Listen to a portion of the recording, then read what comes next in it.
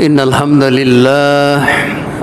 لله نحمده ونستعينه ونستغفره ونؤمن به ونتوكل عليه ونعوذ بالله من شرور أنفسنا ومن سيئات أعمالنا من يهده الله فلا مضل له ومن يضلله فلا هادي له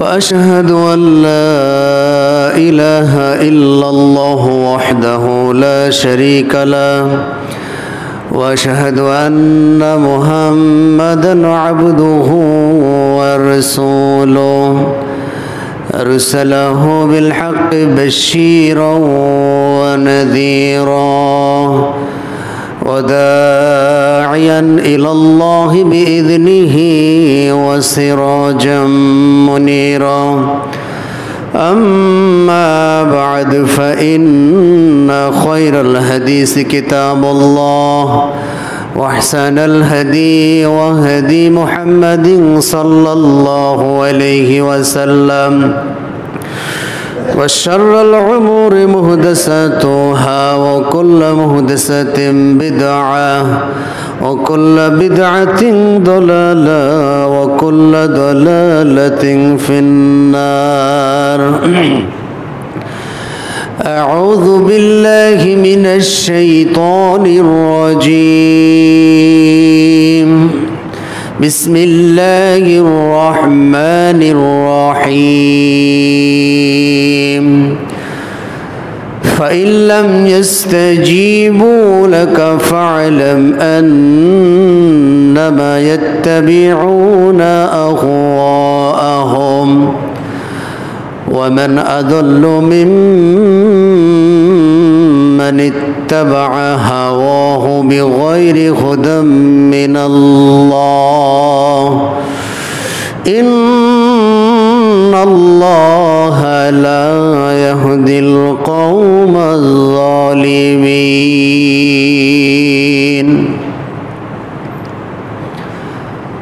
وعن أبي هريرة رضي الله عنه قال أن رسول الله صلى الله عليه وسلم حجبت النار بالشهوات وحجبت الجنة بالمكاره. আলহামদুলিল্লাহ, যাবতীয় প্রশংসা আল্লাহ সুবহানাহু ওয়া তাআলার জন্য, যে আল্লাহ রাব্বুল আলামিনের অশেষ মেহেরবানিতে এক সপ্তাহ পর পুনরায় আমরা মসজিদে আসার তৌফিক পেয়েছি। মহান আল্লাহ রাব্বুল আলামিন আমাদেরকে সুস্থ রেখেছেন, সেজন্য তার দরগাহে শুকরিয়া জ্ঞাপন করি। তিনি যত বড়, তার প্রশংসাও তত বড়। আমরা অন্তরের অন্তঃস্থল থেকে আল্লাহ সুবহানাহু ওয়া তাআলার শুকরিয়া আদায় করি, বলি আলহামদুলিল্লাহ।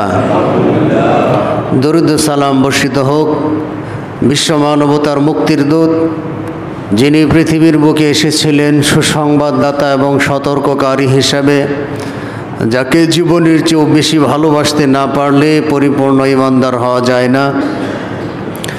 সেই রাসূলের প্রতি সংক্ষিপ্তভাবে আমরা দরুদ প্রেরণ করি। আমরা সংক্ষিপ্তভাবে বলি সাল্লাল্লাহু আলাইহি ওয়াসাল্লাম। সম্মানিত উপস্থিতি, আপনাদের সম্মুখে কোরআনুল কারীম সূরা আল কসাস এর 50 নম্বর আয়াত,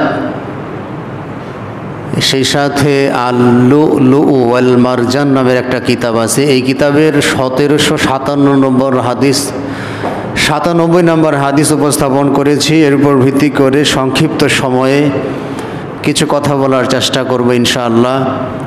কোরআন এবং হাদিসের আলোকে আজকের সংক্ষিপ্ত আলোচনার বিষয়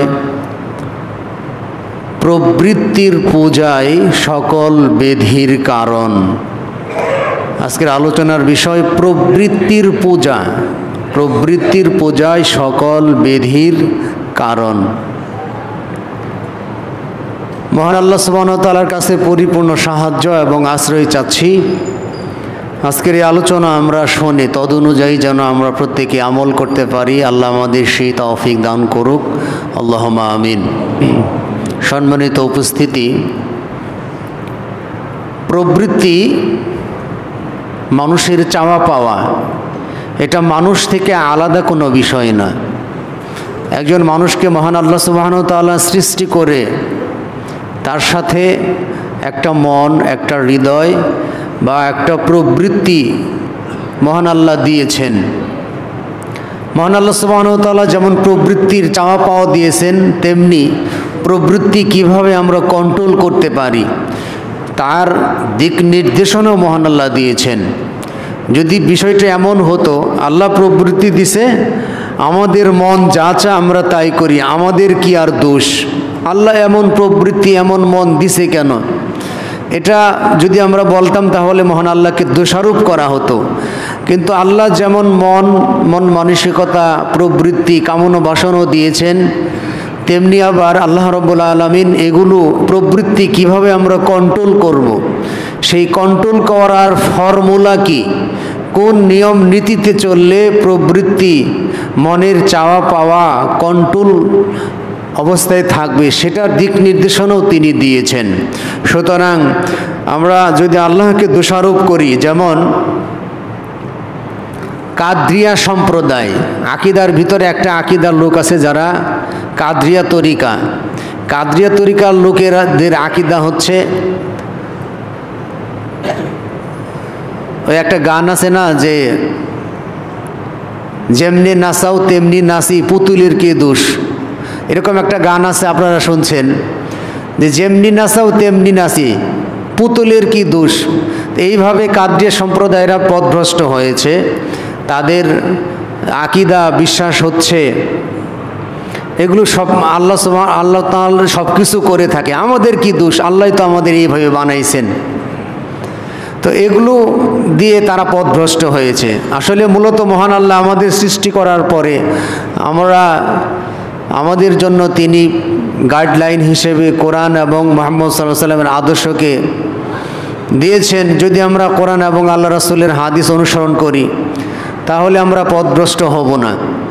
কিন্তু যখন থেকে আমরা মুহাম্মদ সাল্লাল্লাহু আলাইহি ওয়াসাল্লাম এবং তার রেখে যাওয়া আদর্শকে আমরা অ্যাভয়েড করে চলব, যেইখানে যতটুকুন আমরা মুহাম্মদ সাল্লাল্লাহু আলাইহি ওয়াসাল্লাম থেকে দূরে থাকব, তার আদর্শ থেকে বিচ্যুতি ঘটাবো আমাদের ব্যক্তি জীবনকে, ঠিক ওইখানে ততটুকুন আমরা জিল্লতি বা পথভ্রষ্টতার মধ্যে পড়ে যাব। তো সেজন্যে আমাদের উচিত হচ্ছে মুহাম্মদ রাসূলুল্লাহ সাল্লাল্লাহু আলাইহি সাল্লামের জীবন আদর্শকে পরিপূর্ণভাবে মেনে চলা, তিনার দিক নির্দেশনা অনুযায়ী আমাদের জীবনকে পরিচালনা করা। যদি আমরা এইভাবে চলতে পারি তাহলে আমাদের প্রবৃত্তি কন্ট্রোল থাকবে এবং আমরা আশা করা যায় আমরা জান্নাতে প্রবেশ করব। আর যদি মুহাম্মদ রাসূলুল্লাহ সাল্লাল্লাহু আলাইহি সাল্লামের দিক নির্দেশনা অ্যাভয়েড করে আমাদের মন যা চায় আমরা সে অনুযায়ী কাজ করি, তাহলে আমাদের ঠিকানা জাহান্নাম হবে। কেন? যে হাদিসটি আমি উল্লেখ করেছি, এই হাদিসে বলা হয়েছে হুজিবাতুন নার বিশাহাওয়াত। এই হাদিসে বলা হয়েছে জাহান্নামকে বেষ্টন করা হয়েছে, জাহান্নামকে সাজানো হয়েছে মানুষের মনের প্রবৃত্তির চাহিদা, প্রবৃত্তির কামনা বাসনা, এগুলো দিয়ে জাহান্নাম সাজানো হয়েছে। এখন আমরা যদি আমাদের মনের চাওয়া পাওয়া অনুযায়ী আমরা আমাদের জীবনকে পরিচালনা করি, তাহলে যেহেতু জাহান্নাম সাজানোই হয়েছে প্রবৃত্তির চাওয়া পাওয়া দিয়ে, আর প্রবৃত্তি চাই কি? মানুষের চাওয়া পাওয়া কি চায়? মানুষের চাওয়া পাওয়া, শয়তান আমাদের শিরা, উপশিরা, রক্তকণিকা, মানে প্রত্যেকটা জায়গায় প্রবেশ করতে পারে এবং কি আমাদের অনবরত প্রতারণা করে, ধোঁকা দেয়, ওয়াসওয়াসা দেয়, আমরা যেন অন্যায় কাজ করি, আমরা যেন খারাপ কাজ করি, আমরা যেন ইসলাম বিরোধী কাজ করি। এই ধরনের প্ররোচনা শয়তান একের পর এক সাজিয়ে আমাদের চোখে শয়তানের কাজগুলিকে সুন্দর করে আমাদের কাছে উপস্থাপনা করে। তা আমরা যদি শয়তানের সেই চাওয়া পাওয়া বা শয়তানের কাজকে যদি আমরা প্রমোট করি, তাহলেই মূলত আমরা প্রবৃত্তির অনুসরণ করব। আর প্রবৃত্তির অনুসরণ করার কারণে আমাদের স্থান হবে জাহান্নাম। আর জান্নাতকে সাজানো হয়েছে দুঃখ, কষ্ট, ক্লেশ, এগুলো দিয়ে জান্নাত সাজানো।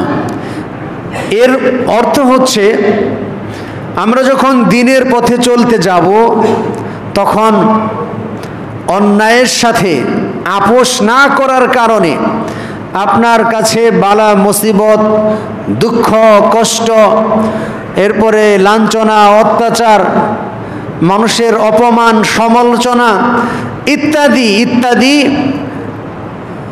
আপনাকে সইতে হবে। অর্থাৎ আপনি যখন সঠিক রাস্তায় চলবেন, তখন আপনাকে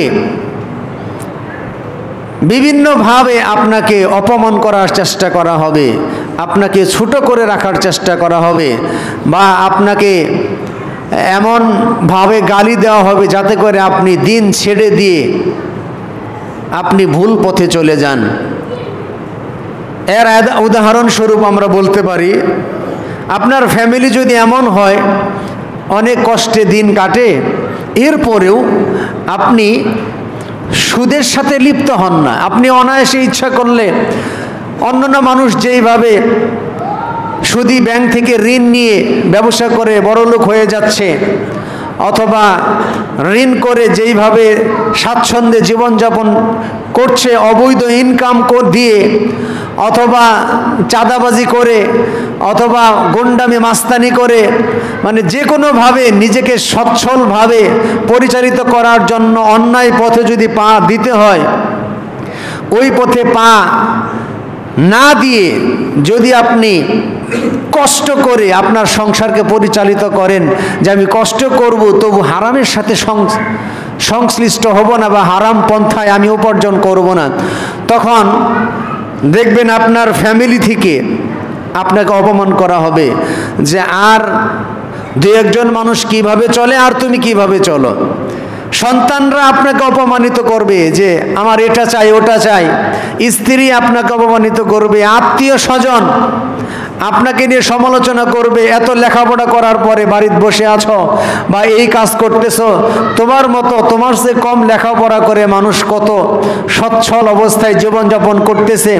এইভাবে পাড়া প্রতিবেশী, সামাজিক যে ট্যাবু, এটা দিয়ে আপনাকে আপনার মনকে বিষিয়ে তুলে আপনি যেন ওই হারাম ইনকামের সাথে লিপ্ত হন, সেটার ব্যবস্থা করা হবে। আর আপনি যদি এগুলো বাদ দিয়ে না, আমি অল্প খাই, অল্প পড়ি, আমি হালাল পথে থাকব, তখন দেখবেন আপনার নিকট সমালোচনা চলে আসবে।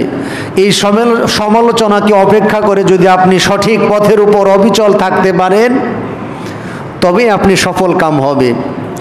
আর যদি আপনি প্রবৃত্তির কামনা বাসনার সাগরে আপনার গাকে ভাসিয়ে দেন যে আর আমি এত কষ্ট করে চলতে পারবো না, সমাজের বা দেশের অন্য মানুষ যেইভাবে চলে সুখে শান্তিতে থাকে, খায় দায় ফুর্তি করে, যেভাবে ইচ্ছা সেইভাবে চলে, ওইভাবে আমিও চলতে চাই, যদি এইভাবে চলেন তাহলে হারাম এর সাথে সম্পৃক্ত থাকার কারণে দুনিয়াতে হয়তো সাময়িক কিছু সুখ লাভ পাবেন, কিন্তু আখিরাত হবে ক্ষতিগ্রস্ত। সম্প্রতি সময়ে আপনারা ফেসবুকে একটা ঘটনা দেখেছেন যে আপন ভাই তার আরেক ভাইয়ের চোখ উফরে নিচ্ছে। কত ভয়ঙ্কর দৃশ্য! চোখ সম্পত্তির লোভে ভাইয়ের চোখ তুলে নিচ্ছে, চোখ তুলে নিয়ে সেটা এই আসামি গ্রেপ্তার হয়েছে। মানে কি বর্বর যুগ চলে আসলো, আপন ভাই হয়ে ভাইয়ের চোখ তুলে নিচ্ছে। মানুষ, একজন বন্ধু, আরেকটা ভিডিও দেখলাম, বন্ধু চলছে, 3 বন্ধু চলতে চলতে নির্জন একটা স্থানে গিয়ে ওই যে মোটর সাইকেল চালাইতেছে যেই বন্ধু, তাকে মানে হুট করে ধরে তাকে মেরে ফেলে মোটর সাইকেল নিয়ে চলে গেল। মানে আল্লাহ রসুল সাল্লাল্লাহু আলাইহি সাল্লামের যে ভবিষ্যৎবাণী যে পৃথিবীতে হত্যা বেড়ে যাবে, এত হত্যা বেড়ে যাবে যে ব্যক্তি নিহত হলো এই লোকটা জানবেই না কি কারণে সে মরলো, আর যাকে মারা হলো, যেই লোকটা মারলো তার কাছে উল্লেখযোগ্য কোনো কারণ নাই, সামান্য কোনো কারণ অথবা কারণ নাই, এমনি মেরে দিল। তো এত দ্রুত এই হাদিসটা মানে বাস্তবে প্রতিফলিত হবে। আমরা আশ্চর্য হচ্ছি যে খবরের ইউটিউব, ফেসবুক বা খবর চ্যানেল খুললেই এমন কোনো দিন নেই যে অন্যায়ভাবে মানুষ নিহত না হচ্ছে। অথচ মানুষ হত্যা করা যে কত বড় অপরাধ, যেখানে আল্লাহ সুবহানাহু ওয়া তাআলা বলেছেন অন্যায়ভাবে একজন মানুষ যদি কেউ মারে, সারা পৃথিবীর সমস্ত মানুষকে হত্যা করলে যেই পরিমাণ পাপ হতো, একজন মানুষকে অন্যায়ভাবে হত্যা করলে এই পরিমাণ পাপ তার আমল নামায় আসবে। অথচ আজকে আমরা ক্ষমতার জন্যে, আমার ক্ষমতা দরকার, এতে কে আমার সামনে এটা দেখার বিষয় না, আমার সম্পদ দরকার, আমার পাওয়ার দরকার, এজন্য কে সামনে এটা দেখার বিষয় না, আমরা দেদারসে খুন খারাপি করে সমস্ত পৃথিবীর মানুষকে হত্যা করলে যেই পরিমাণ পাপ, সেই পরিমাণ পাপ আমরা খুব সহজেই আমরা আমাদের আমল নামায় নিয়ে নিচ্ছি। সম্মানিত উপস্থিতি, আমরা ক্ষান্ত হই, আমরা এগুলো করতেছি আমাদের প্রবৃত্তির কামনা বাসনায়, প্রবৃত্তি মন চাইছে। এজন্যই আজকের শিরোনাম যে প্রবৃত্তির পূজাই হচ্ছে সকল রোগের ব্যাধি। যে প্রবৃত্তি কন্ট্রোল করতে পারবে এই লোকটা দুনিয়াতে যেমন কল্যাণ থাকবে, আখিরাতেও কল্যাণ প্রাপ্ত হবে। আর যদি আমরা মুহাম্মদ রাসূলুল্লাহ সাল্লাল্লাহু আলাইহি ওয়াসাল্লামের দিক নির্দেশনা অনুযায়ী না চলি, তাহলে মহান আল্লাহ রাব্বুল আলামিন সূরা কাসাস 50 নম্বর আয়াতে বলেছেন, এ হচ্ছে সবচেয়ে বড় পথভ্রষ্ট। আল্লাহ রাব্বুল আলামিন বলেন, فَإِن لَّمْ يَسْتَجِيبُوا لَكَ فَاعْلَمْ أَنَّمَا يَتَّبِعُونَ أَهْوَاءَهُمْ وَمَنْ أَضَلُّ مِمَّنِ اتَّبَعَ هَوَاهُ بِغَيْرِ هُدًى مِّنَ اللَّهِ إِنَّ اللَّهَ لَا يَهْدِي الْقَوْمَ الظَّالِمِينَ। আল্লাহ সুন্দর করে বলে দিয়েছেন আমাদের জন্য। ফা মানে অতঃপর, ইন মানে যদি। ফা ইন লাম ইয়াস্তাজিবু লাকা, নবী তারা যদি আপনার ডাকে সাড়া না দেয়, আপনি যেইভাবে ডাকতেছেন ভালো পথে, এই কথা যদি এই পৃথিবীর মানুষ যদি আপনার ডাকে সাড়া না দেয়, ফালাম, তাহলে আপনি জেনে রাখুন, আন্নামা ইয়াত্তাবিউনা আহওয়াহুম,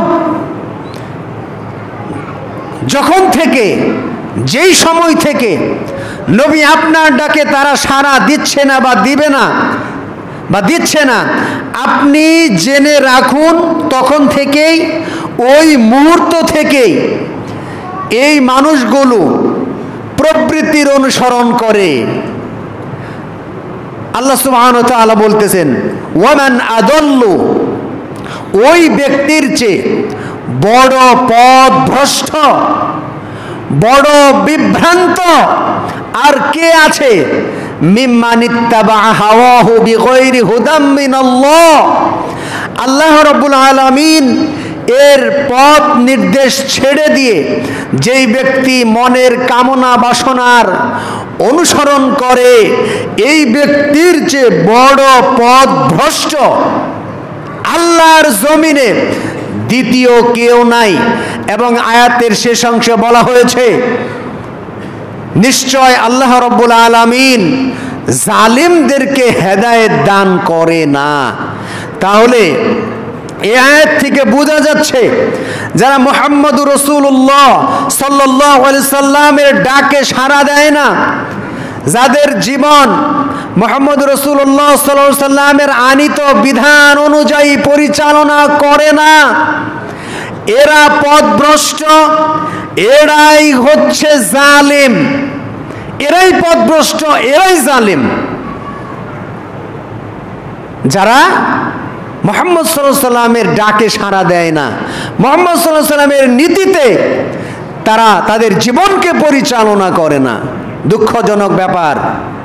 আজকে আমরা ইমাম সাহেব বা আলেম যারা বুজুর্গ যারা শায়েখ আছে এদের কাছে আমরা মাসালা জিজ্ঞাসা করি। কি মাসালা জানেন? এদের কাছে জিজ্ঞাসা করি সালাত সংক্রান্ত যে সমস্ত বিষয়, এই ধরনের বিষয় আমরা বেশি বেশি প্রশ্ন করি। কিন্তু ইসলাম কি সালাত দিয়ে শুধু, ইসলামের ইবাদত কি শুধু সালাত না অন্য বিষয় আছে? সালাত যদি আমরা এইভাবে বুঝি, যেমন লা ইলাহা ইল্লাল্লাহ হচ্ছে জান্নাতের চাবি। আমরা এতদিন শুনেছি যে সালাত বা নামাজ জান্নাতের চাবি, এই হাদিসটি জয়ীফ। মূলত জান্নাতের চাবি হচ্ছে কালিমা লা ইলাহা ইল্লাল্লাহ। তো এখন তাহলে এই সালাত কি? কালেমা হচ্ছে চাবি। আমরা জানি প্রত্যেকটা চাবির দাঁত থাকে, দাঁত ছাড়া কোনো চাবি হয় না। তো কালেমা হচ্ছে চাবি, আর চাবির দাঁত হচ্ছে সালাত, সিয়াম, হজ, যাকাত, দান, সদকা, ভালো কাজ, কল্যাণকর কাজ, এগুলো হচ্ছে চাবির দাঁত। এখন আপনার চাবি আছে কিন্তু যদি দাঁত না থাকে সেই চাবি দিয়ে কি তালা খুলবে? তালা খুলবে না। তো সালাতকে আমরা চাবির একটা দাঁত বলতে পারি, কিন্তু সালাত তো একটা দাঁত, আরও তো দাঁত লাগবে। পরিপূর্ণ চাবি হতে হলে শুধু সালাত দিয়ে তো আপনি পার পাইতে পারেন না, আপনাকে পরিপূর্ণ চাবির মানে দাঁত, পরিপূর্ণ দাঁতওয়ালা চাবি লাগবে। তো এখন আমি যেটা বোঝাতে চাচ্ছি যে সেটা হচ্ছে ইমাম সাহেবের কাছে প্রশ্ন করে পানি আসে, পানি পড়ার লাইগা আমার একটু পানি পড়া দেন।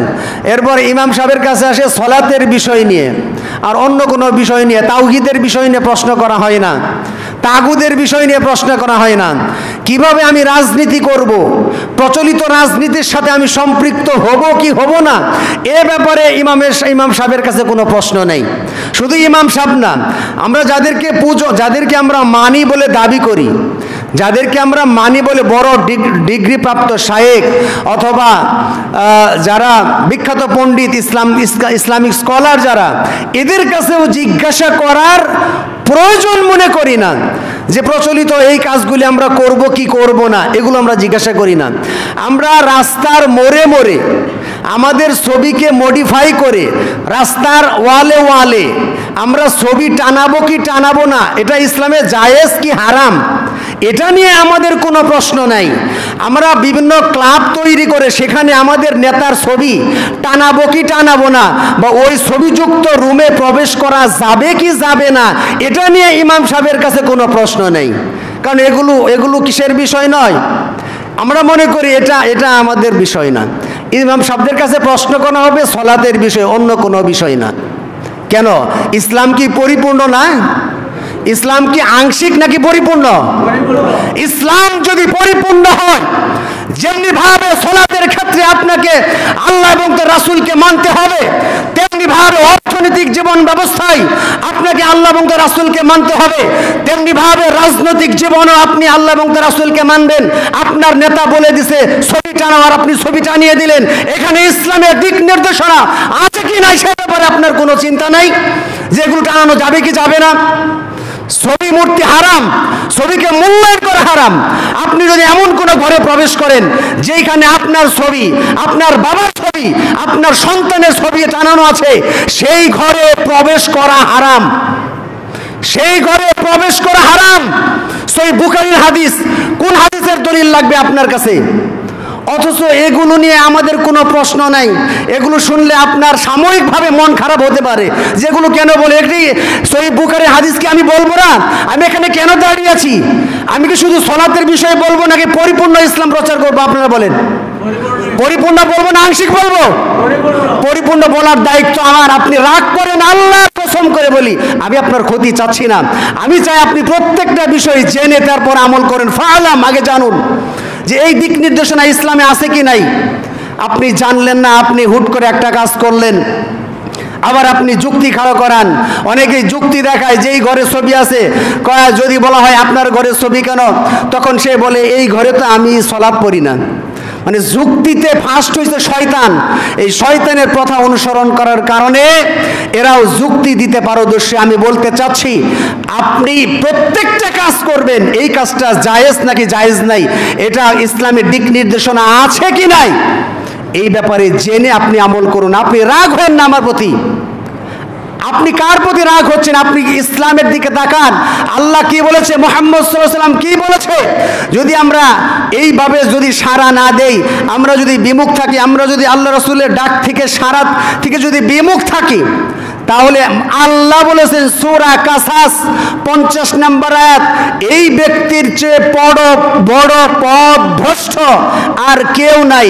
এ কথা আমি বলেছি না আল্লাহ বলেছেন? আল্লাহ বলেছেন। সুতরাং অনুরোধ করে বলি, এমন কোনো কাজ করবেন না যেই কাজ ইসলাম বিরোধী, যেই কাজ ইসলামে অনুমোদন নেই। আপনারা জানেন সহিহ মুসলিমের হাদিস, মান আমিলা আমালান লাইসা আলাইহি আমরুনা ফাহুয়া রাদ্দুন। সহিহ মুসলিমে আল্লাহ রাসূল সাল্লাল্লাহু আলাইহি ওয়াসাল্লাম বলেছেন, কোন ব্যক্তি এমন কোন আমল করলো, কোন ব্যক্তি এমন কোন কাজ করলো, যেই কাজটার দিক নির্দেশনা বা যেই কাজটার অনুমোদন মুহাম্মদ সাল্লাল্লাহু আলাইহি সাল্লাম দেন নাই, ফাহুয়া রাদ্দুন, ওই কাজটা প্রত্যাখ্যাত। এই ধরনের কাজ করে আপনি জান্নাত পাবেন না। সুতরাং সতর্ক হয়ে যান। আল্লাহ রাব্বুল আলামিন আমাদেরকে বুঝার এবং আমল করার তৌফিক দিক, আল্লাহুম্মা আমিন। তাহলে আমি যেই কথা বলতেছিলাম যে আমরা প্রবৃত্তির অনুসরণ করি, আমরা মন যায় চায় সেটাই করি, আমাদের চাওয়া পাওয়াকে মিলাই না, আমাদের চাওয়া পাওয়াকে আমরা মিলাই না, যে আমি যে কাজটা করতেছি, আমি যে চাইতেছি যে এই কাজটার সাথে ইসলাম দিক নির্দেশনা দিছে কি দেয় নাই। আমার মন চায় যে একজন মহিলা পরনারী, ওকে দেখলে আমার মন চায় তার সাথে সম্পর্ক করতে, আমার মন চায় তার সাথে রিলেশন করতে, এগুলো মন চাবেই। আমার মন চায় অন্যায়ভাবে সম্পদ অর্জন করতে, আমার মন চায় আমরা অন্যায়ভাবে আমাদের মন যা যা তাই করি, আমরা গান বাজনা করি বা ইত্যাদি ইত্যাদি, এগুলো মন চাইবে, শয়তান ওয়াসওয়াসা দিবেই।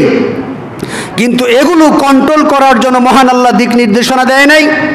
মহান আল্লাহ দিক নির্দেশনা দিয়েছে, আপনার যদি মন চায় যে অমুকের স্ত্রী বা অমুকের মেয়ে আমার খুব পছন্দ হয়েছে, তাকে আমি চাই অবৈধভাবে, এটা আপনার মন চাইতে পারে।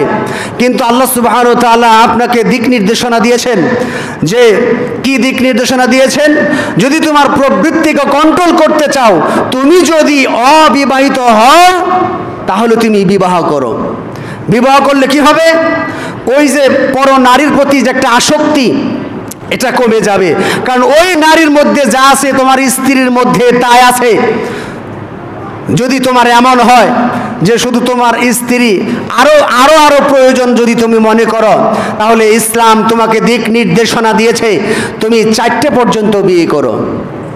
4টে স্ত্রী রাখো। তোমার যদি ক্ষমতা থাকে, তোমার যদি সম্পদ থাকে, তোমার যদি শারীরিক যোগ্যতা থাকে, তাহলে তুমি 4টে বিয়ে করো। তাহলে 4টে বিয়ে করলে তোমার প্রবৃত্তি দমন হবে, তোমার অন্তর কন্ট্রোল হবে। তা আল্লাহ যদি এমন করতো যে মনে করেন ছাইরে দিছে, বিয়ে করার কোনো অপশন নাই, তাহলে আমরা আল্লাহকে দোষ দিতে পারতাম। কিন্তু আল্লাহ সুবহানাহু ওয়া তাআলা প্রবৃত্তি দিয়ে আমাদের পরীক্ষা করতেছেন যে কে প্রবৃত্তিকে কন্ট্রোল করতে পারে আর কে কন্ট্রোল করতে পারে না। এটা দেখার জন্যই মূলত মহান আল্লাহ রাব্বুল আলামিন আমাদেরকে এইভাবে সৃষ্টি করেছেন, এই সিস্টেমগুলি দিয়েছেন। প্রত্যেকটা বিষয় বলেন যে কোন বিষয় কন্ট্রোল করা যায় না, প্রত্যেকটা বিষয়েই মহান আল্লাহ রাব্বুল আলামিন যেমনি পরীক্ষা স্বরূপ একটা নেগেটিভ কিছু দিলে পজিটিভ কিভাবে সেটা কন্ট্রোল করা সম্ভব, সেই দিক নির্দেশনা মহান আল্লাহ রাব্বুল আলামিন দিয়েছেন।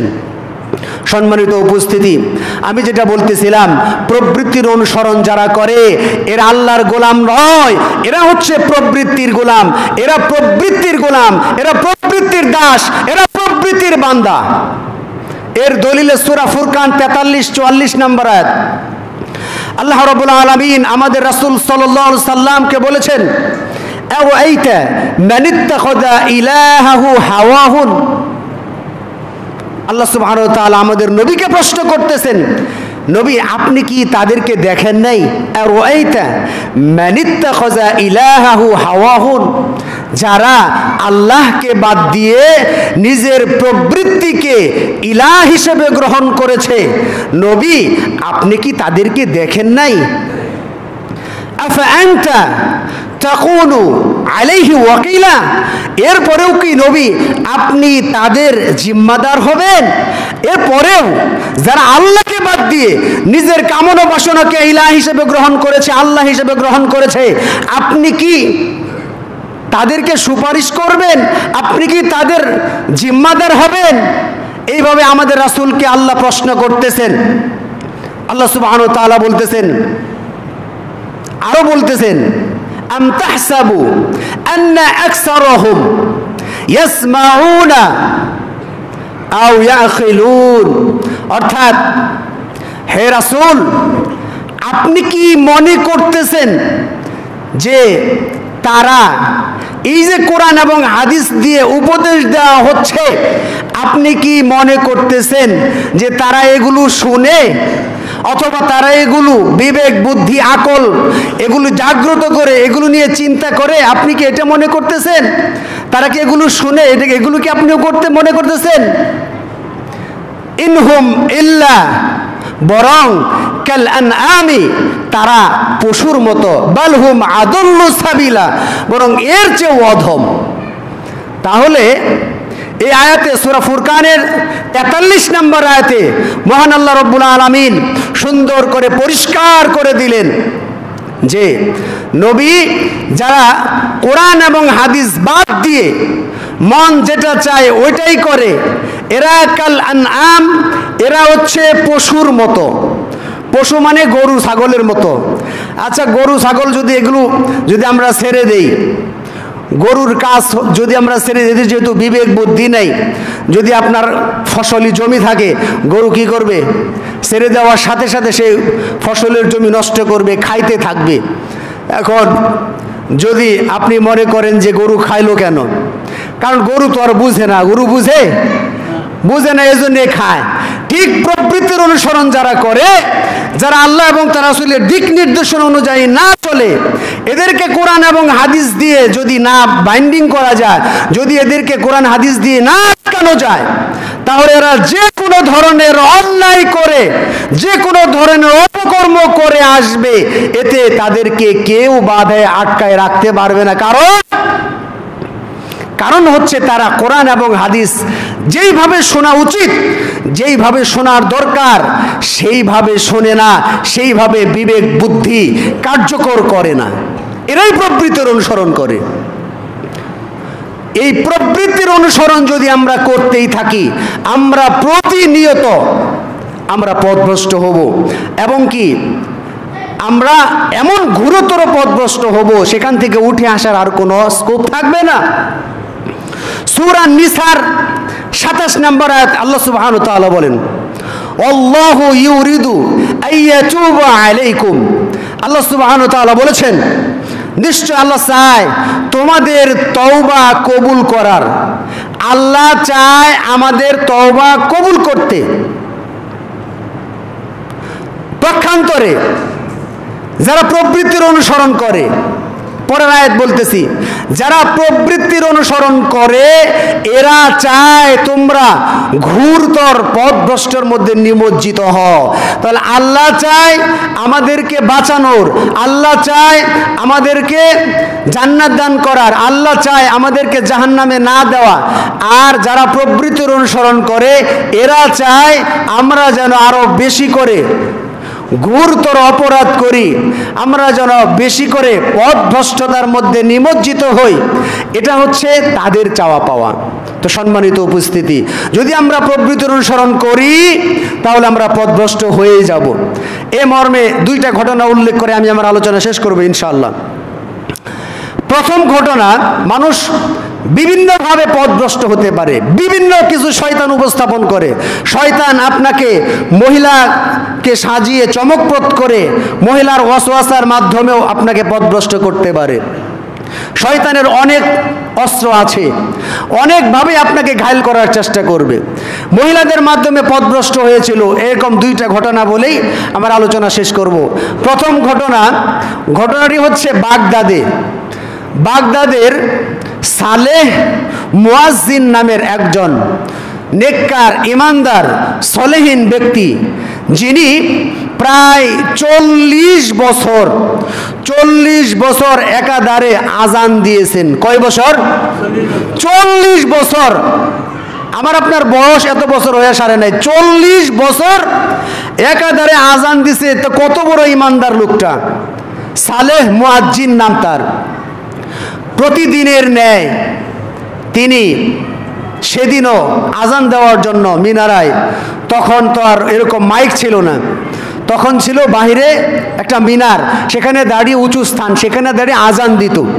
তো মিনারায় দাঁড়িয়ে আজান দিবে, তো হঠাৎ করে আজান দেওয়ার পরে তার চোখ গেল একটা বাড়ির দিকে। তো সেই বাড়িতে নতুন ভাড়াটিয়া হিসেবে আসছে খ্রিস্টান সম্প্রদায়, একজন খ্রিস্টান মহিলা। সেই খ্রিস্টান মহিলার দিকে তার হঠাৎ করে চোখ পড়ল। চোখ পড়ার পরে যেই মাত্র চোখ পড়েছে সেই মাত্র এই মহিলার প্রতি সে এতটাই বেশি আকৃষ্ট হয়েছে যে সঙ্গে সঙ্গে সেই খ্রিস্টান মহিলার ঘরের পর্যন্ত গিয়ে দরজায় নক করেছে। দরজায় নক করার পরে বলছে, কে? বলছে, আমি সালেহ মুয়াজ্জিন। তখন দরজা খুলে দিয়েছে। খুলে দেওয়ার পরই এই মহিলাকে, এই সালেহ মুয়াজ্জিন, যিনি নাকি 40 বছর একাধারে আজান দিয়ে সুনাম খ্যাতি অর্জন করেছে, সমাজের চোখে সে একজন ইমানদার, এরকম খ্যাতি লাভ করেছে, এই লোকটা কি করলো? সেই খ্রিস্টান মহিলাকে কোনো কথা নাই, কথাবার্তা না বলে সরাসরি এই খ্রিস্টান মহিলাকে জড়ায় ধরল। জড়াই যখন ধরতে গেছে তখন মহিলা সরে গেছে এবং বলছে, তুমি এগুলো কি করছো? তুমি একজন ইমানদার ব্যক্তি, সমাজে তোমার একটা নাম আছে, তুমি সালেহ মুয়াজ্জিন নামে পরিচিত, আর তুমি এগুলো কি করতেছো? তখন সে বলতেছে যে আমি কি করতেছি সেটা জানি না, আমি তোমাকে কাছে পেতে চাই, বা আমি তোমাকে ছাড়া বাঁচবো না, যেগুলো বলার দরকার এগুলো বলতেছে। তখন এই খ্রিস্টান মহিলা তাকে বলল, না, তুমি এইভাবে আমাকে পেতে পারো না, তুমি যদি আমাকে পেতে চাও তাহলে প্রথম কাজ হচ্ছে তুমি তোমার ধর্মকে পরিত্যাগ করো। যদি তুমি তোমার ধর্মকে পরিত্যাগ করতে পারো তাহলে আমার সাথে মিশতে পারবে। এরপরে সালেহ মুয়াজ্জিন, ঠিক আছে, আমি আমার ধর্মকে পরিত্যাগ করলাম। নাউজুবিল্লাহ বলেন। এরপরে এ মহিলা বলল, ধর্মকে পরিত্যাগ করেছো, এতেই আমি ক্ষান্ত, এতেই আমার শেষ নয়, এতে তোমাকে আরো কিছু করতে হবে। কি করতে হবে? তোমাকে শুকুরের গোশত খাইতে হবে, শুকুরের মাংস খাইতে হবে। শুকুরের গোশত তাকে খাওয়ানো হলো, সে খাইলো। এরপরে বলল, না, আরো কিছু করতে হবে, তোমাকে মদ পান করতে হবে, মদ খাইতে হবে। এরপরে মদ পানও করলো, মদ পান করার পরে সে যখন মাতাল হয়ে গেল, মাতাল হয়ে যাওয়ার পরে তাকে একটা ঘরে আবদ্ধ করে রাখা হলো এবং বলা হলো, আমার বাবা যতক্ষণ পর্যন্ত এখানে না আসছে, আমাদের বিয়ে পড়িয়ে না দিচ্ছে, ততক্ষণ পর্যন্ত তোমার সাথে আমি মিশবো না। এরপরে এই লোকটা যখন মাতাল অবস্থায়, শরীরে মাতালের যে ভাব চলে আসলো, তখন সে সেই বাড়ির ছাদের উপরে উঠলো। ছাদের উপরে ওঠার পরে ওইখান থেকে সে পড়ে গেল বা লাফ দিল, পড়ে গিয়ে মারা গেল।